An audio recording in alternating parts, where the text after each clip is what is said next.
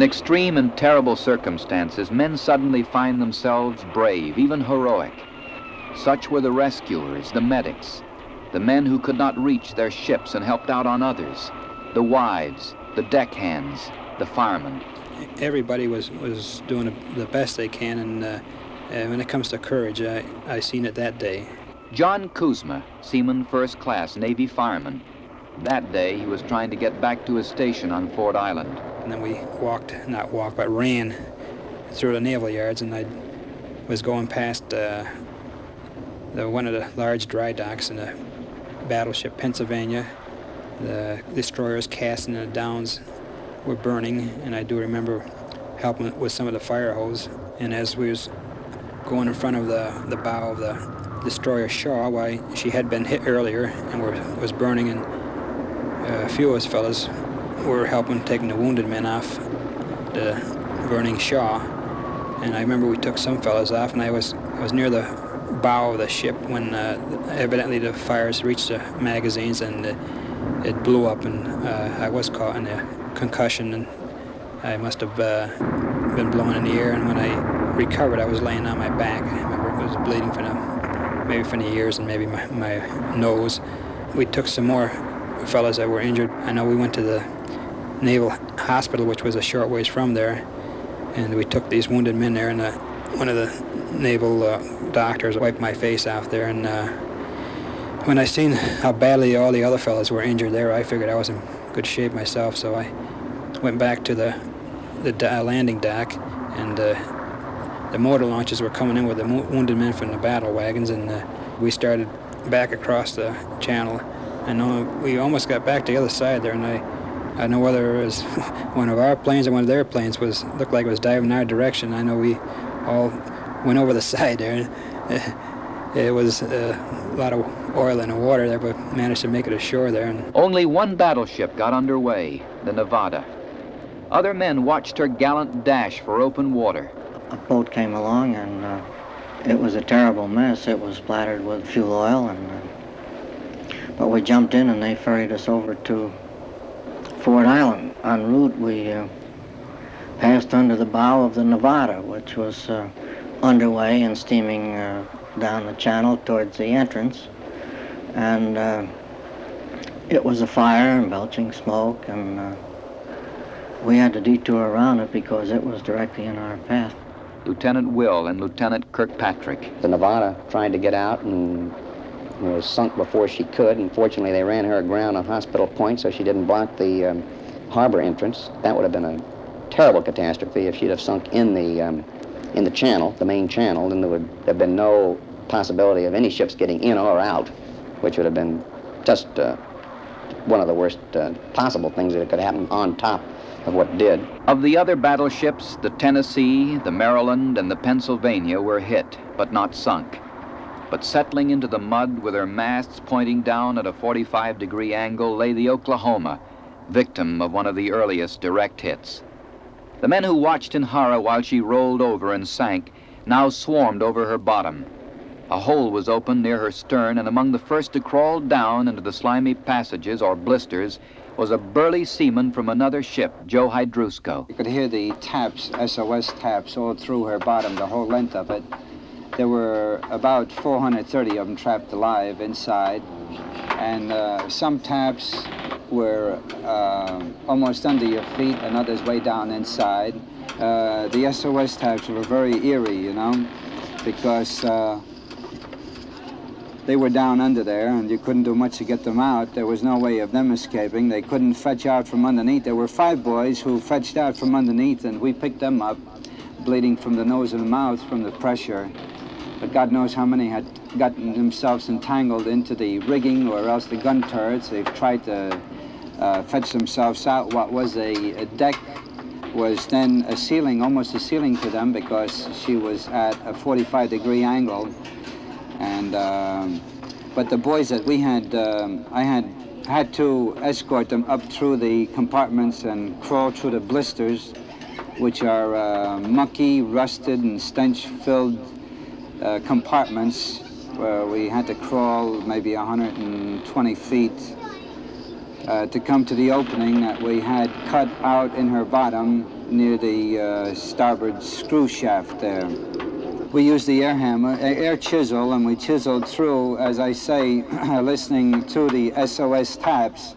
We had nothing to guide us till we got boys out of one compartment, and they told us that there were others in such and such an adjoining compartment or down below them. We governed ourselves with either left, right, or down in our cutting. But the water would flood in sometimes.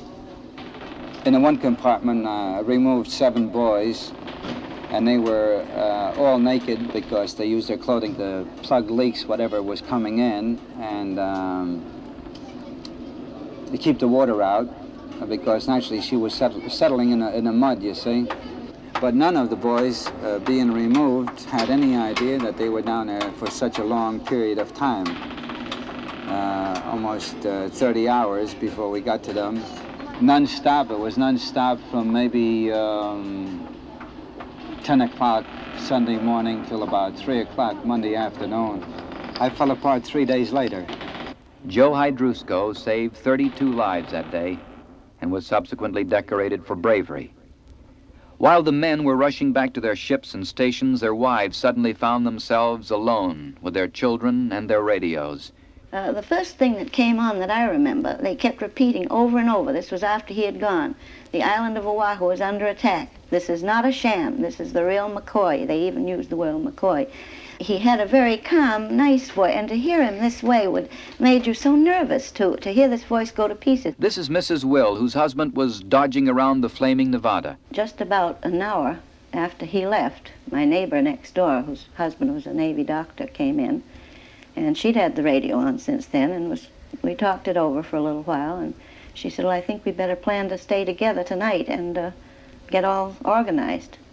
But little did we know that within the next hour, she had 5 friends phone and say, could we come up to your house for safety, because we were up in the mountains. And I had 9 friends call and come with their children. They came in their cars with everything out of their refrigerators, legs of lamb, beef, all kinds of survival stuff. Even in that short time, it was only 11 by then in the morning. And we got fairly well organized by night.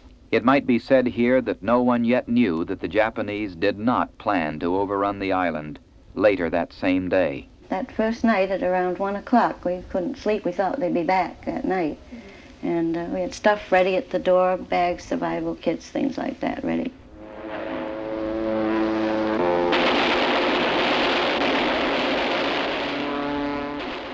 Only a few planes got off the ground that morning. Like the ships, they were neatly lined up at their posts, not at all ready to fight and plainly visible to the attackers. The men watched their destruction in helpless fury. And of course, we watched the planes try to take off, and the Jap planes were sitting up there just waiting for the pilots to start taking off, and when they did start, of course, they'd come down and get them. Private Fishbein. I know the pilots were all coming down with their cars and bicycles and putt-putts and everything they had, and they stood there crying because there were no planes. The planes were burning.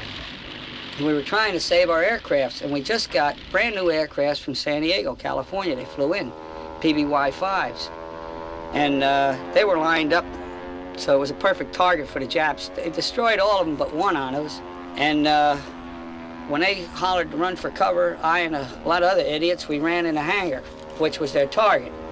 And as close as Earl Bangert sitting next to me, fellas got killed, and I didn't get a scratch. Privates Petrosione and Bangert. I'd say 1/5 of the personnel on our air base had guns to fire with. Didn't have nothing. Wouldn't have done you any good anyway. And if you, well, it would have done you some good. We did shoot, actually, one. In fact, I helped put him in the box. A Japanese lieutenant crashed right near OPV, and 2 more were smoking that were probable, could have crashed out at sea. But we got one that crashed, shot down, and they give the credit, I don't know how they ever done it, but they give the credit to a chief ordnance mate. He was a pilot, an enlisted pilot in VP-14.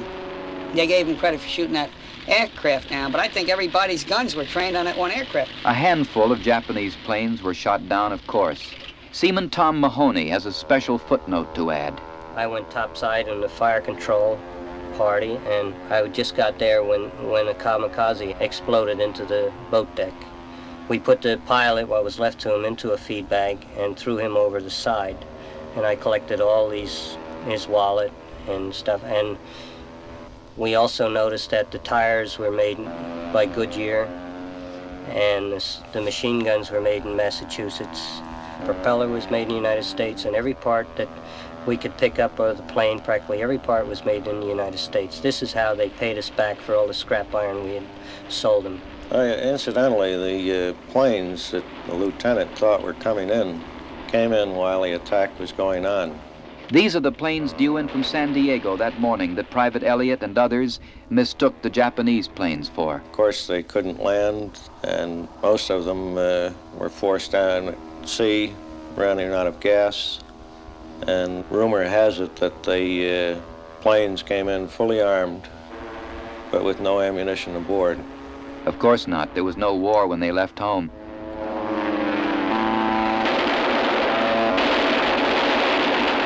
A small flight of planes was also expected from the carrier Enterprise, which was steaming toward Hawaii that morning. Lieutenant Will recalls. We were informed that they were coming, and were told to hold fire, that they were friendly, that they would have their lights on and would follow a certain flight pattern around the island, and we were to take care of them once they had landed. And promptly at the time they said they would arrive, they showed up and proceeded directly over their flight pattern as they had been directed to do. And they had come practically over the center of Ford Island before anything untoward happened, and then there was one explosion, one gun went off. And with that, every other gun in the establishment seemed to go off. I just had a feeling, well, it's too bad. Here are all the pilots coming in, and somebody with a nervous trigger finger starting all this off. Marty Fishbein. That night when I think it was a Navy plane flew over and they shot him down. I don't know who did it, whether it was the Army or the Navy at that time, but we watched it. You could see the lights coming up. Of course, it was complete blackout, and then all the lights went on. They caught this plane up at quite a good altitude, and they kept firing, of course, and everything came up. It was the greatest fireworks I ever saw in my life. Joe Backner, by now over at SINCPAC headquarters. We had a monitoring circuit which specifically spelled right out in English, there are planes approaching. It said, do not, repeat, do not fire on these planes. They are friendly. They are friendly. And still somebody let go, and as soon as he let go, the whole place burst out in flame. As the afternoon wore on and the damage control parties succeeded in their efforts, Bob Kirkpatrick of the California stole the time to look around the harbor. The dismay is still evident in his voice. The feeling that I had was that this was surely just utterly incredible, that it just couldn't have happened. It seemed like a bad dream, and the whole harbor was a shambles. The incredible part of this was the visual picture that you can see of terrible havoc and the fires and the smoke and the destruction and the death every place, bodies in the water, for example. And still the balmy breeze and the palm trees and the blue sky and the green and all the vivid colors that everybody associates with the Hawaiian Islands. Almost an incredible contradiction. In a day or two, it became obvious that the attack on Pearl Harbor was a hit-and-run affair with the sole purpose of destroying our fleet. This way, Japan could gain time to pursue her empire building in the Orient. But that day, on the afternoon and evening of December 7th, nothing was known. We didn't know where the ships were, the Japanese ships, or how big a force had come, or whether they had landing force with them, or what their plans were. Lieutenant Will. The Japs certainly are not going to do this much damage, come all this way, and not follow it up with an invasion. Lieutenant Kirkpatrick. We'd heard that the Japanese had landed at Barber's Point and that the Marines were no match for them, and that the island of Oahu was being overrun. We'd heard that the Lurline had been sunk. She was a passenger ship. We'd heard that some of our carriers had been sunk. Earl Bangert. Well, there was so much confusion that first night that the Marines were shooting at the Army and the Army was shooting at the Navy, and I don't think anybody slept that night. Private Elliott. A rumor had gotten started that Japanese paratroopers had landed in blue denim uniforms. So, of course, we stripped down to our shorts, and that was our uniform for the day. Private Petrosione. They said that the Japs were landing in dungarees. They told us to run to the galley, and dip our white uniforms in the coffee, and they come out tan, hats and all. We had the radio on all day, and these rumors were terrible. They tell you this one minute, and then the next minute, don't do that. Mrs. Will. And around 4 in the afternoon, a huge truck came up the road with men hanging on all sides of it, hollering, "Don't drink the water, it's been poisoned. Don't touch the water." Well, that gave us a start. It's almost forgotten today, but at that time, people even talked about landings on our own west coast. And had the Japanese landed on Hawaii, could they overrun it? Well, as I say, there was so much confusion. Earl Bangert and Armand Petracioni. I think if the Japanese would have had a large enough landing force and had they planned on taking the island, they would have had no problem. We'd have all been speaking Japanese or something to that effect. George Eliot. Well, if the Japanese had known that their attack was going to be as devastating as it was, they probably could have had a landing party and possibly have taken over the island. There again, this is only my opinion. A dissenter, Joel Bachner. Because a force sufficient to take the island would have been detected, definitely. So I imagine we would have detected a transport force large enough to take the island. Maybe a small commando force to come in and create confusion might not have been detected, which surprised me that they didn't do. But a force to take the islands, no. There were 2 waves of attack, each one lasting about an hour. Captain Fushida, the #1 Japanese pilot, stayed around to see the results. I was flying over Pearl Harbor for 3 hours. It was my duty. After the attack, I was still over Pearl Harbor and watching all the result. And then I thought our expected result were achieved. So I flew back to the carrier and reported to our commanding officer. We succeeded in surprise attack.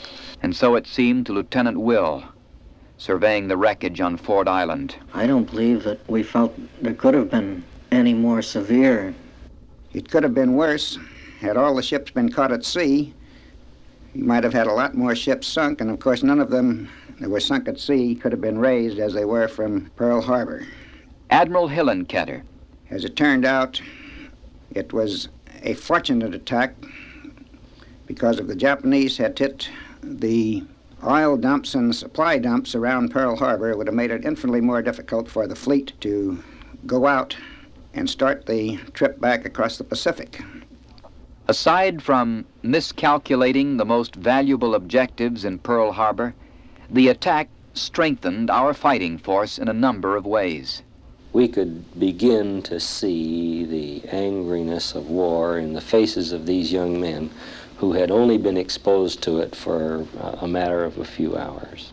Captain Burns. It was amazing how well our sailors held their heads and how disciplined they were, and how they immediately shifted over from the carefree peacetime routine that they had been in into a well-disciplined and tautly controlled outfit ready to go to work.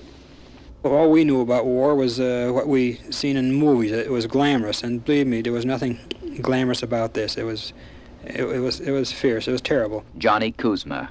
From the fellows that survived Pearl Harbor, they built up an awful lot of the Navy around them because when they sent men back for new construction, they built the ship's complement around the fellows that had some experience. Few times that I've met anybody from Pearl Harbor or who was in the vicinity that day, it's like meeting a blood brother. Earl Bangert and Armand Petracioni, whose lifelong friendship was cemented at Pearl Harbor. There's not going to be any more survivors of Pearl Harbor after we go. We're almost like Spanish-American war veterans. This bond between men formed on that day causes them today to form clubs and associations and to journey back to Pearl Harbor to commemorate the anniversary. Great effect that the Japanese attack had was a unified opinion in the United States on the entrance of the war and on whether we were going to fight for the Allies and with the Allies or stay out of the war entirely. Again, Admiral Hillenketter. Up until that time, the there was sentiment against entering in the war at all, but I think after Pearl Harbor, that sentiment was gone entirely, and people crowded into the recruiting stations to join all the armed forces. Thus, to underestimate the anger and strength of the United States was one of the war's greatest miscalculations. It was only 6 months later that we fought and won the great naval battle for Midway, which is now considered the turning point of the war in the Pacific. The question of our preparedness, or lack thereof, was thoroughly investigated by a special commission. But even with full benefit of hindsight, it's difficult to say who should have acted differently. As we said earlier, Hawaii seems so safe, and nothing we say today can possibly change history. I just feel sorry for the boys that were killed that day and didn't know anything, what, when, or why, and never lived to really have a chance. There were quite a few of them that never knew what really happened. The way I feel about it, if I got killed that day, I was just 18 at the time. I lived, I've seen a lot since then, and I'm happy in life, I'm happy with my wife and children. I wouldn't have that. God was good to me, so the way I look at it, I'm pretty lucky. When the war ended, I found myself the only officer left alive out of 70 officers who participated in Pearl Harbor attack. And I came to believe that God saved my life, I became a Christian. We were at peace that day, and it was quite a surprise and quite a shock, and I imagine that's the reason that we do remember it in the form that we do. I've had many things happen since then. I have a wonderful wife and 4 children, and I don't remember those details as well as I do that day, so this will give you a rough idea of the impact it made. Pearl Harbor was something where now you see it and now you don't. I mean, it was, in 2 seconds, you went from, being in a Boy Scout outfit, we'll say, and seeing all your buddies laying out there dead. It was not a simple thing. But I think it had a larger effect on me because of being thrown into it so fast. Even though I was in the service at that time, not seeing death before, it was a rough thing. But later on, it was... You accepted it? I accepted it. There were worse days, of course, but you still accepted it. Or perhaps you became numb to it, let's say it that way. Familiar voices now defining the reasons why December 7th is remembered more than other more searing and significant battles. Another question arises. Could there be another Pearl Harbor? For anyone who witnessed the first, this is unthinkable. If something like that ever happened again, it wouldn't be just an area where a few thousand men were killed and injured. Something like this now would kill millions. It's beyond comprehension what the atomic bomb or the H-bomb can do now. It would be doggone near the end of the world, I guess, from what I understand about it. I feel a lot was lost there, but I don't think we learned a lesson.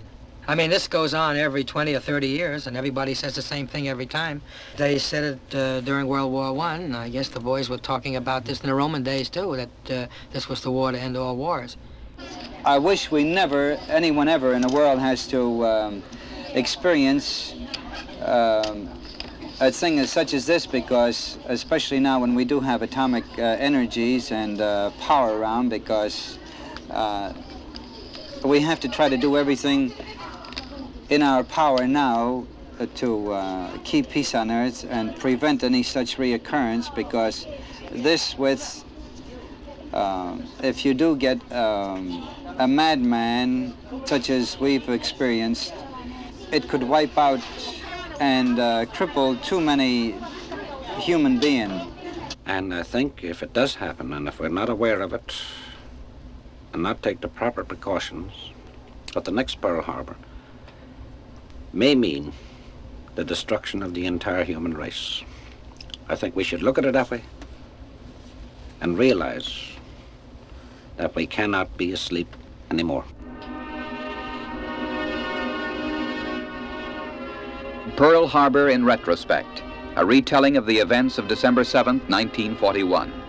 These memories, painful to recall and painful to hear, were revived in the belief that they represent the truth of what happened that day, and to keep faith with the nearly 2,500 men who died in the first moments of World War II.